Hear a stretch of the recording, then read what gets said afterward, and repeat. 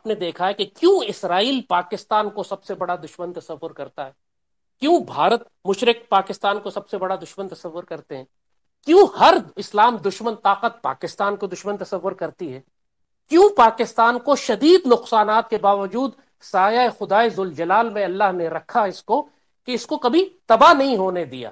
نقصان ہوا، ہم چھوٹے ہوئے، ہمیں مار پڑی، ہمارے پیسوں کا نقصان ہوا، ہمارا مال لوٹا گیا، ہمیں بے عزت کیا گیا دنیا میں، لیکن ہر دفعہ گرنے کے بعد اللہ نے ہمیں کھڑا کیا، ایٹمی طاقت بنایا، اور مسلمان دنیا کی واحد فوج ہے جس کی اللہ نے تربیت کروائی دو دشمنوں سے لڑنے کی، یعنی بدترین دشمن جو امت رسول صلی اللہ علیہ وآلہ وسلم کے، ایک مشرک ہے، ایک یہود ہے، اور دنیا کی واحد مسلمان فوج ہے جس نے ان دونوں دشمنوں کو ٹھوکا ہوا ہے، جا کے پوری طرح مارا ہے۔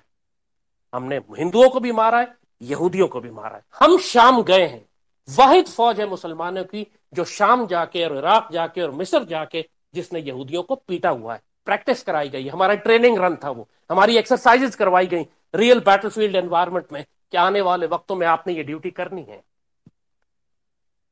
اور اب آتے ہیں سیدی رسول اللہ کی احادیث کی طرف۔ پوری دنیا میں اس وقت کوئی مسلمان فوج نہیں ہے جو جا کے بیت المقدس کو آزاد کرا سکے، کوئی مسلمان فوج نہیں ہے جو اس وقت بھارت کو چیلنج کر کے بھارت کو شکست دے سکے۔ کوئی ہے مسلمان دنیا میں؟ کوئی نہیں۔ اب آئیں اس ساری جیو پولیٹیکل ڈائنامکس کو جو آپ کے سامنے نظر آ رہی ہیں، ان کو احادیث شریف کی روشنی میں دیکھتے ہیں۔ ایک ہی حدیث کافی ہے اس ساری کنفیوژن کو دور کرنے کے لیے۔ سیدی رسول اللہ کی حدیث شریف ہے، سیدنا ابو ہریرہ سے روایت ہے کہ حضور نے ہندوستان کا تذکرہ کیا اور ارشاد فرمایا، ضرور تمہارا ایک لشکر ہندوستان سے جنگ کرے گا، اللہ ان مجاہدین کو فتح عطا فرمائے گا، حتیٰ کہ وہ مجاہدین ان ہندوؤں کے بادشاہوں کو بیڑیوں میں جکڑ کر لائیں گے، اور اللہ ان مجاہدین کی مغفرت فرما دے گا۔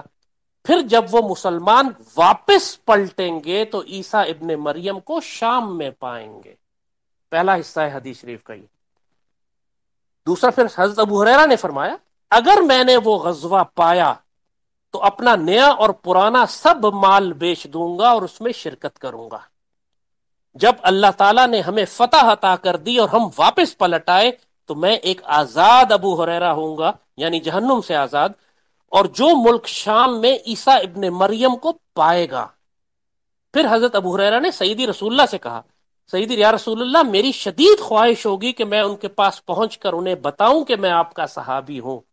حضور مسکرا پڑے اور ہنس کے فرمایا، بہت مشکل، بہت مشکل۔ یعنی صرف اگر اس حدیث شریف کو آپ لیں، اور اس سے پہلے کی ایک حدیث شریف اور ہے جس میں سیدی نے فرمایا کہ میری امت کے لشکروں کی سندھ اور ہند کی طرف روانگی ہوگی، یعنی سندھ اور ہند کو آپ نے الگ الگ بتایا ہے اور لشکروں کا ذکر کیا ہے، پلورل، کئی لشکر، یعنی اس میں فوجیں بھی مختلف ہیں اور اس میں زمانہ بھی مختلف ہے، یعنی کنٹینیوس پروسیس ہے یہ لشکروں کا، کہ جو سندھ اور ہند پر حملے کرتے رہیں گے۔ اگر مجھے کسی ایسی مہم میں شرکت کا موقع ملا اور میں شہید ہو گیا تو ٹھیک، اگر واپس آیا تو میں ایک آزاد ابو ہریرہ ہوں گا جسے اللہ نے جہنم سے آزاد کر دیا ہوگا۔